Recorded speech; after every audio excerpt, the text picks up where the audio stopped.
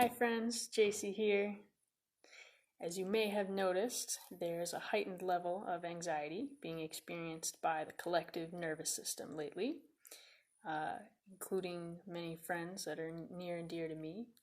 So I wanted to share some insights and practices that have helped me move anxiety with the hope that it'll support you too.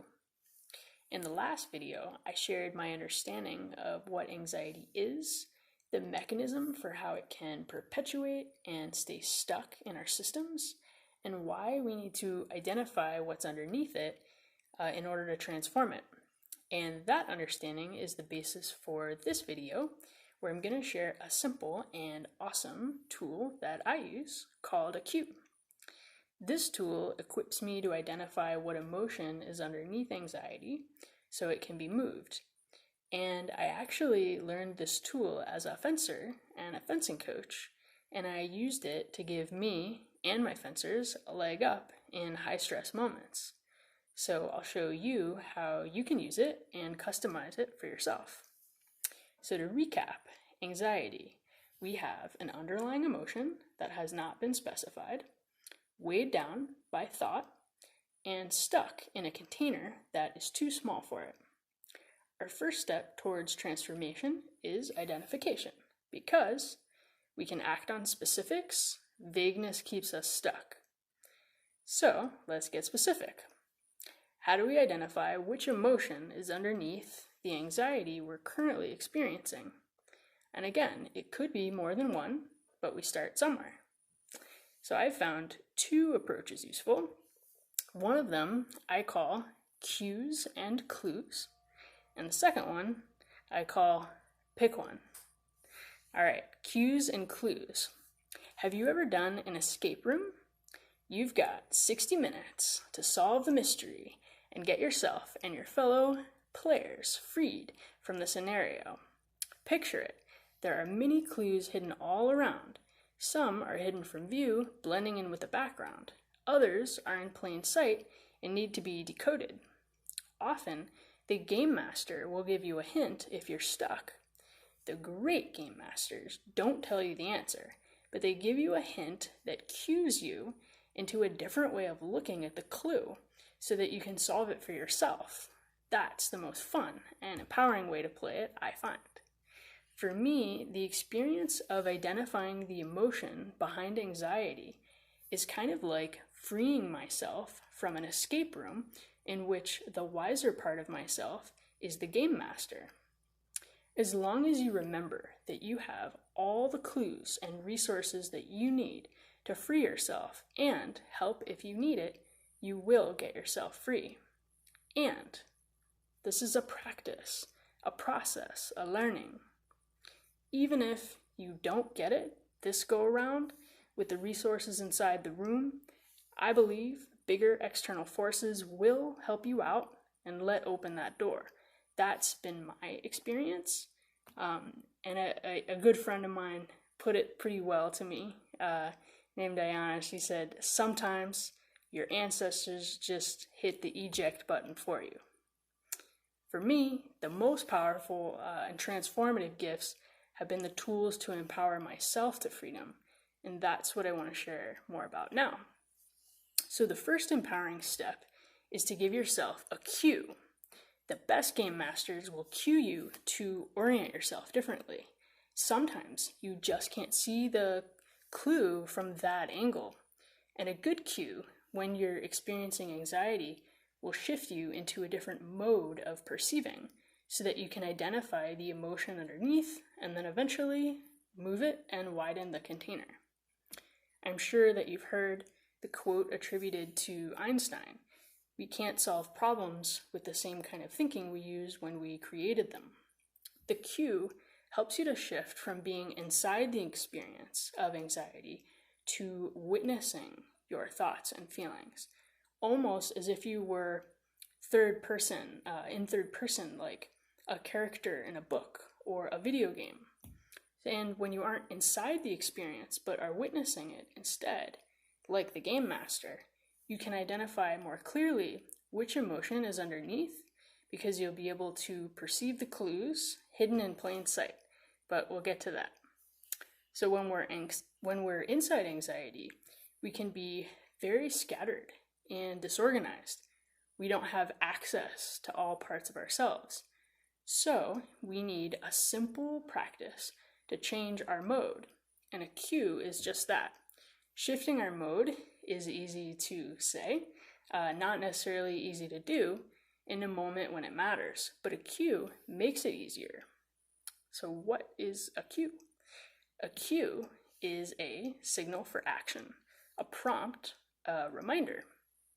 You may have heard of it in an acting context. I know cues from my experience as a fencer and a fencing coach.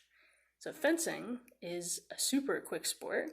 A fraction of an inch or a bit of a second can actually make a tremendous difference. I use cues to help my fencers quickly shift out of patterns that they developed and then recall and execute the right move in the moment when they need it. It works the same way here. Let me give you a concrete example. So here's a cue that I used to enable me to shift from experiencing anxiety to witnessing it. Stop, drop, and roll.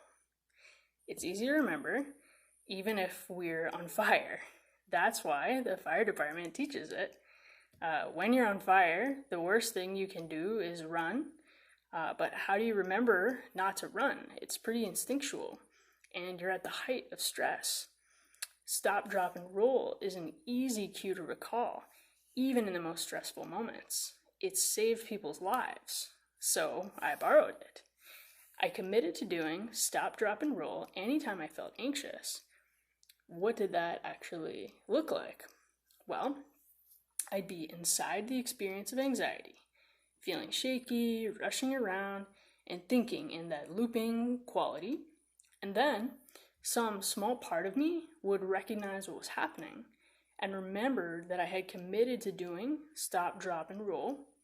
And as soon as I recalled it, in that moment, I would stop what I was doing, drop, lie down on the floor, and then start moving gently from side to side.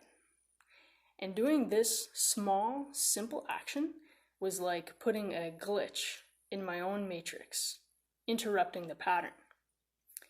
What is a glitch? So think about a computer glitch.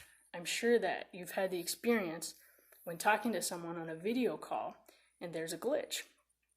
Before the glitch, you were deep inside the conversation, thinking about the content. And then as soon as the glitch happens, you pop out of the conversation and you become acutely aware of all the mechanisms at work. The audio, the visual, the technology. You might become aware of what time it is. You become aware of the space, that you're in a different location from the person that you're speaking to. And this is what happened here. I used the cue to interrupt, glitch, my pattern on purpose, which enabled me to shift into witnessing myself. I then realized that my behavior of rushing around was indicative of avoiding a feeling, and from that place I had a lot more options of what I could do. I was in a state where I could actually see that I had options and make a conscious choice. The glitch got me there. Glitching your own matrix on purpose is a much bigger subject that we could go into another time. Now, I didn't get it perfect or quick every time. As humans, we are all works in progress. As beings, we're perfect as we are. But what I did find is the more I practiced, the more I did get it. And eventually, the more often I'd start to see signs of stress before it would even have much of an impact. So this is a skill that we develop through practice to be able to be both an experiencer and a witness, and to be able to shift between those two modes of operating as we choose. So to recap, in a conscious and calm moment, I chose a cue, in this case, stop, drop, roll, and I committed to doing it in the crux, stressful moment. And that enabled me to shift from a mode of experiencing to a mode of witness. Giving yourself a cue is like stashing your escape room with hints at the points when you know you'll get stuck. As our own game masters, we get to stack the deck toward our freedom. All right, we'll let that settle and marinate. So, I just shared one piece of the approach I'll call cues and clues for how to shift anxiety, and I'll talk about clues in the next video where we'll dive into the specific emotions. Now, information is cool. Practice makes the change. So, are you willing to put it to the test? Here's your simple challenge. Choose a cue for yourself and write it down. You can use stop, drop, and roll if you like it, or you can create your own. I want to make sure that you're successful with this, so here are the components I found make an effective cue. 1, it's simple. 3 words or less. Simple. 2, glitch. You want a cue that acts as a glitch and interrupts the pattern. Randomness is useful here. You're planning to do it, so that part is not random, but the cue is random in its relationship to the pattern. Like a non sequitur, it doesn't follow. And the fact that you develop the cue in a calm and conscious moment is a helpful aspect of the glitch. 3, actionable anywhere. You don't need to be in any specific place, any specific time, with any particular person, have anything with you to do it. Actionable anywhere. And 4, metaphor. Stop, drop, and roll brings to mind being on fire and putting it out. Anything that has a powerful association for you and immediately shifts your state is useful here. So simple, glitch, actionable anywhere, and metaphor. Those are the components that make an effective cue. Once you have your cue and you've written it down, commit to trying it out in the next 24 hours. Remember, don't take my word on it. Try it out and see how it works for you. Stack the deck for your freedom. I wish you all the best, especially in those crux moments, and I would love to hear how it goes.